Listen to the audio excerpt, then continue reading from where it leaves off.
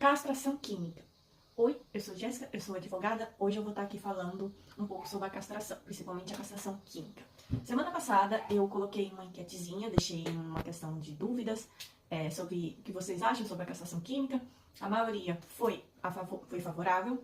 Dessas perguntas que eu recebi, duas que me chamou a atenção, né? Foi sobre a questão do porquê alguém seria contra e também da questão do que seria necessariamente a castração química. Pois bem, a gente tem duas formas de castração. A gente tem a castração química, que é a que vocês provavelmente mais conhecem, e a gente tem a castração cirúrgica.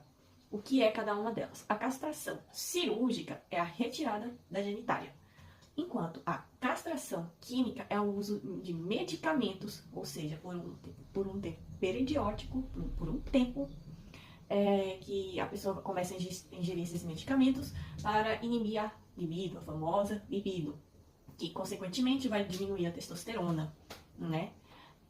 A questão da castração cirúrgica, ela não é recomendada, né? Principalmente por questões de direitos humanos, o que envolve sim uma questão de tortura, então dificilmente ela vai ser recomendada. Porém, uma que é bastante discutida, principalmente na nossa atualidade, é a questão da castração química como um método alternativo à prisão desses agentes que venham a cometer algum crime de questão sexual, né? Principalmente a questão do estupro, né? E também a questão desse crime quando é também vulnerável. Pessoa vulnerável, quando a vítima é pessoa vulnerável, né? Tá bom, qual é a questão que eu não vejo sendo discutida quando a gente abre esse debate, que eu acho interessante que a gente saiba? Qual é a consequência que traz a castração química? A gente precisa entender que quando a gente fala de criminosos, seja que tenha algum transtorno psíquico, como os psicopatas, serial killers, né? A gente tem que entender que a gente não tá falando de um excesso de desejo sexual que ele não controla, necessariamente.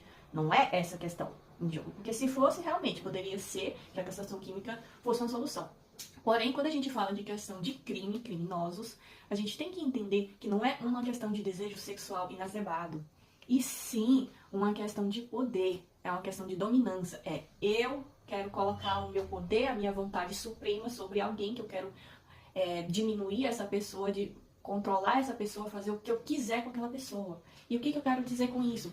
Que não é o uso do órgão genital, principalmente nesse caso o masculino, que vai